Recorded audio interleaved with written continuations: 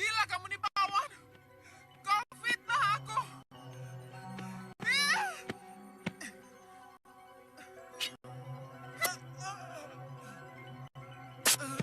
Kau bermalapetaka.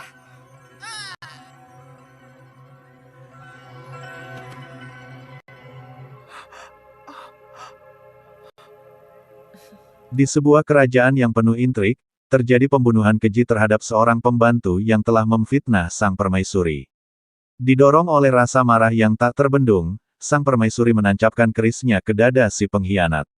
Amarahnya tak berhenti di sana, keris itu pun diarahkan pada selir lainnya yang turut terlibat. Anak sang permaisuri datang tepat waktu, menancapkan anak panahnya ke tubuh sang pembantu untuk melindungi ibunya. Dengan penuh rasa bersalah, ia memohon maaf kepada sang ayahanda, mengaku tindakannya hanyalah untuk menjaga nyawa ibunya. Meski awalnya marah, sang ayah akhirnya melarang siapapun mendekati permaisuri kecuali pembantu kepercayaannya, Nyi Bira, yang diberi tugas untuk merawat dan memberikan makanan.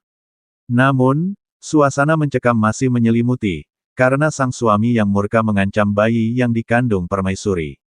Yang tidak diinginkan terjadi. Maka mulai hari ini, tidak seorang pun boleh menyentuh, menyediakan atau menyiapkan makanan untuk Ayu Sekarsari, bahkan mendekatinya. Yang kuberi wewenang cuma Bira. Yang lain tidak. Kasinggihan dawa Kanjeng Tumenggung. Sedang untuk menjaga agar ada jarak yang jelas antara tempat tinggal Ayu Sekarsari dan para selir. Maka para selir harus pindah ke Pandisari di luar tembok dalam ageng. Keputusan ini mutlak dan tak bisa diganggu-gugat. Dan harus dilaksanakan sekarang juga.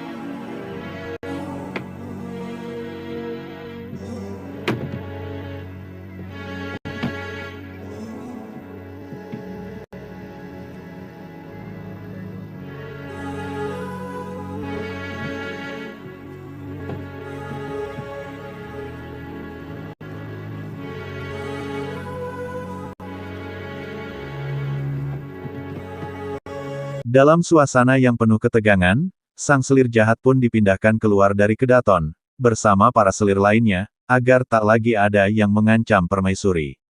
Namun, kedamaian itu hanya sementara. Koco Nyenggolo melaporkan bahwa Nyi Sringgit, selir yang penuh dengan niat jahat, kembali berusaha membunuh bayi yang dikandung permaisuri. Nyi Roro Kidul, penguasa lautan mistis, segera memerintahkan dua abdi dalam untuk membawa Nyi Sringgit ke hadapannya. Dalam upaya terakhirnya, Nyi Grinsing, seorang pemuja kekuatan hitam, melemparkan mantra jahat yang membuat permaisuri menderita kesakitan. Lalu apa lagi yang harus aku lakukan? Mohon diulangi, Nyi. Saya tetap menginginkan kematian bayi itu. Wah, apot iki, apot.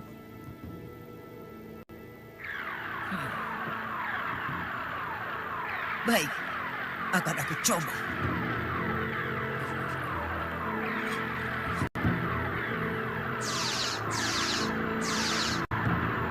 Pedut ireng, pedut putih, pedut biru, rangkulan jiwaku, rangkulan sukmaku.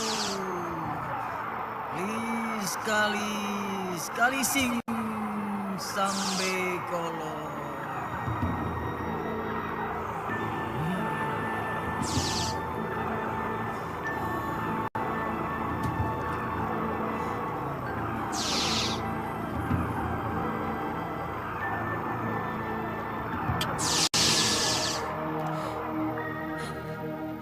Saya siap menunggu perintah Kanjeng Ratu.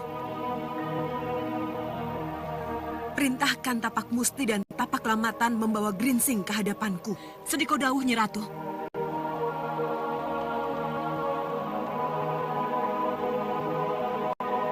Rangkulan jiwaku, rangkulan sukmaku. Liskalis, liskalising sambekolo. Liskalis, liskalis, liskalis, liskalising sambekolo.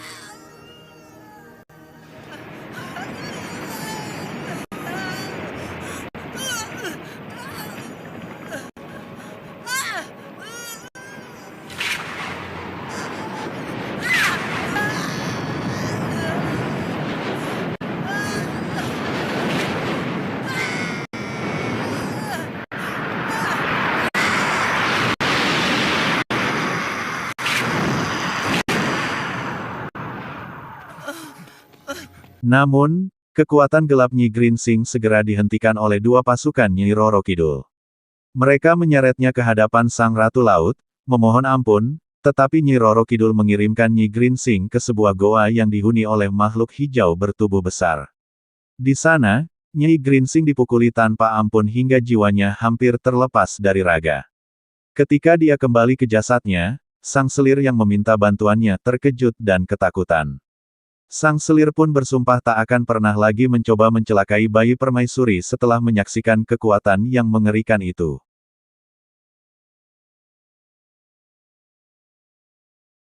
Kanjeng Ratu, ampun.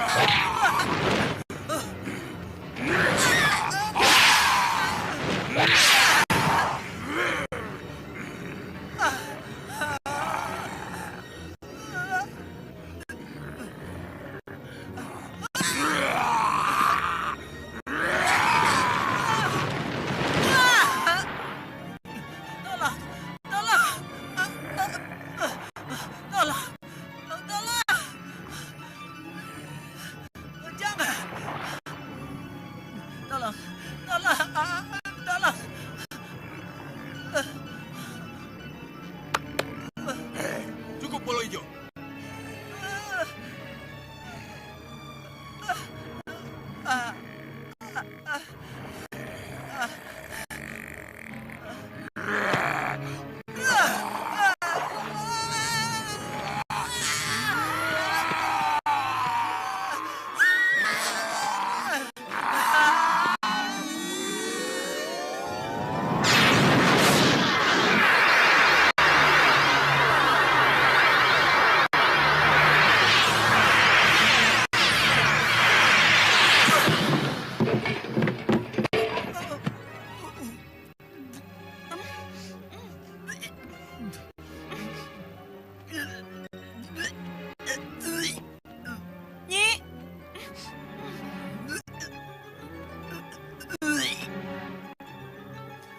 Apa yang terjadi?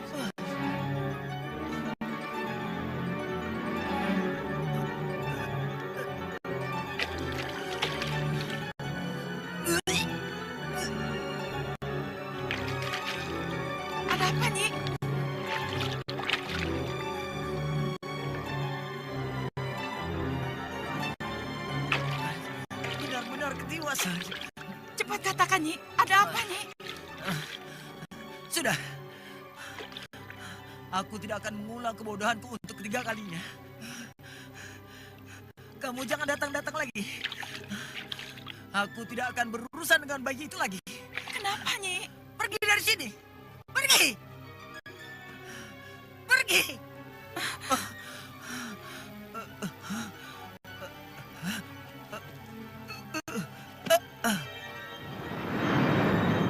Sementara itu, Sin berpindah ke tempat mertua dari Selir yang sedang terbaring sakit. Dalam keadaan sekarat, ia memanggil anak dan cucunya.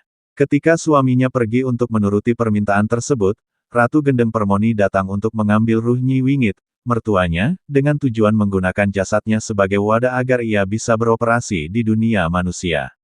Namun, niat jahat ini diketahui oleh Nyi Roro Kidul, yang menyadari bahwa anak yang dikandung permaisuri akan tumbuh menjadi senopati besar, dan akan berperan penting dalam takdir kerajaan. Panggilkan Tantri dan Seto Satrio. Ada yang akan kukatakan pada mereka. Loh, kalau aku pergi ke sana, siapa yang menunggu kamu, Nyi?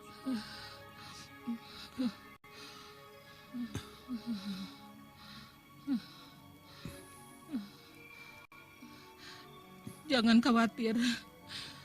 Sebentar lagi akan banyak yang datang. Sudah, sana pergi. Mumpung masih siang. Baik, Nyi. Baik.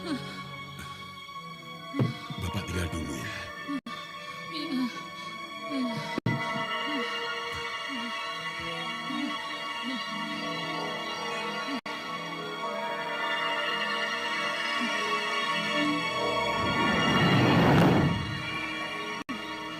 Katanya, akan kau berikan aku kehidupan abadi, Nyi Ratu. Kinilah saatnya. Kini saatnya.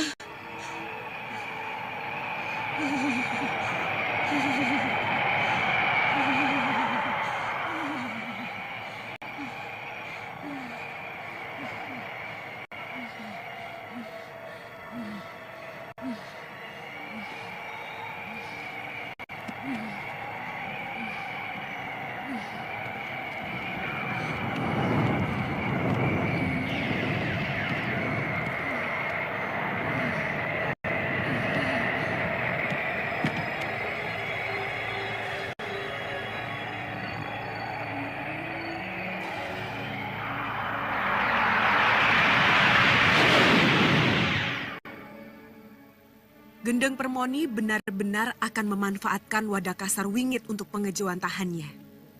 Sedangkan jiwa Wingit akan jadi arwah penasaran. Kejam sekali kamu, Gendeng Permoni. Kejam sekali. Koca Benggala. Hamba Kanjeng Ratu. Tugasmu selanjutnya, lakukan telik sandi ke telatah Setro Gondomayit. Aku khawatir akan banyak wingit-wingit lain yang jadi korban Gendeng Permoni. Sedekudau Kanjeng Ratu. Hamba akan melaksanakan tugas dengan baik. Pamit mundur Kanjeng Ratu. Mohon maaf Kanjeng Ratu. Ada apa Cundomanik? Tujuan Ratu Gendeng Permoni mengeluarkan secara paksa Jiwani Wingit dari wadah kasarnya sudah jelas, Nyi Ratu. Ia akan memanfaatkan wadah kasar itu. Tapi, dengan siapa dia akan berhadapan sehingga memerlukan wadah kasar, kita juga belum tahu, Nyi Ratu. Ini masih ada hubungannya dengan bayi yang ada di perut Ayu Sekarsari. Kelihatannya Gendeng Permoni tahu kalau bayi itu mempunyai kelebihan wadah samudro. Mampu menampung segala macam ilmu. Kalau sampai bayi itu bisa berada dalam tangan Gendeng Permoni, maka Gendeng Permoni akan punya senopati tangguh yang bisa ia manfaatkan untuk segala kepentingan. Aku tidak bisa membayangkan kalau bayi itu jatuh ke dalam tangannya. Akan jadi apa dia? Mau apa kamu? Loh, saya ini bapaknya Dewi Tantri, Selir Kanjeng Tumenggung.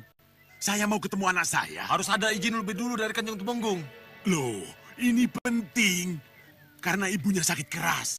Pokoknya Kisanak. Adegan pun berpindah ke kerajaan di mana ayah sang selir, Tantri, mencoba menemui permaisuri. Namun, ia dihalangi oleh pasukan Tumenggung. Sang anak, yang bersikeras ingin menemui ibunya, juga tak diizinkan karena Tumenggung telah mencoret nama Nyi Wingit dari daftar keluarganya. Meski penuh permohonan, hati Tumenggung tetap keras, menolak pengampunan.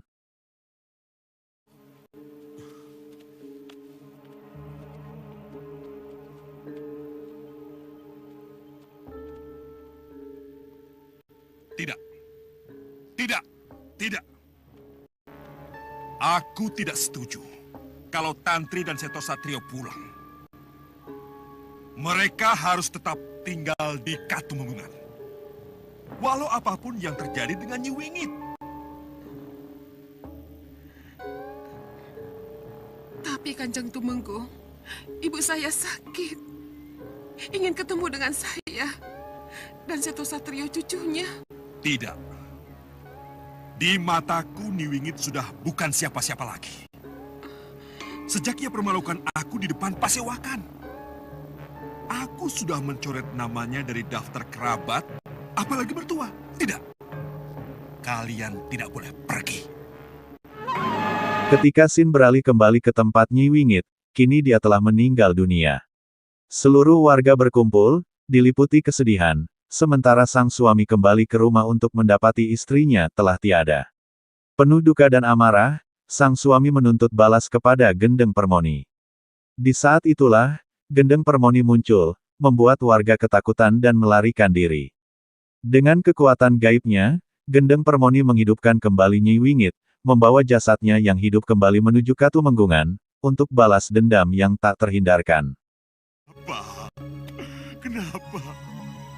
Kenapa kau tinggalkan aku, Nyi? Maafkan aku, Nyi. Aku tak bisa membawa Tantri dan Seto Satrio pulang. Gendeng Permoni! Apa ini artinya? Apa artinya? Hah? Apa gunanya Wingit memujamu kalau ia harus mati? Sebelum bisa membuktikan ilmumu.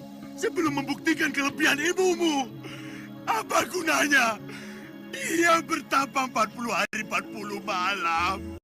Kalau akhirnya dia harus mati. Dia belum sempat membalas sakit hatinya pada Tumenggung. Gendeng Permoni, datang kamu. Datang ke sini. Buktikan. Buktikan kehebatanmu. Buktikan ilmumu. Sebagai bukti bahwa Nyi Wingit ini memujamu. Memujamu. Memujamu.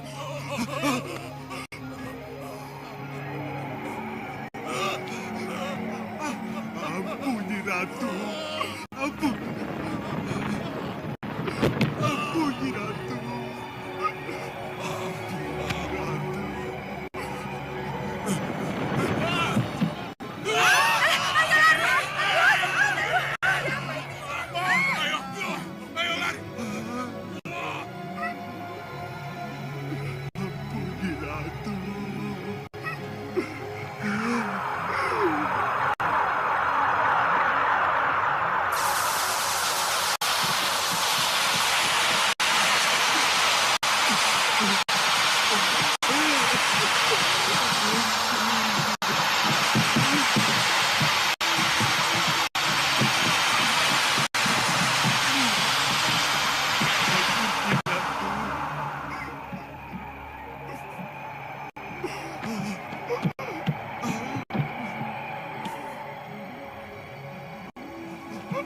Surolangu, istrimu akan ke Katumenggungan, akan melampiaskan dendamnya. Arwahnya yang akan menuntunnya ke sana. Kekuatan gaibku yang akan menggerakkan lidahnya. Ikuti dia kalau kau ingin bukti kedahsyatan ilmuku.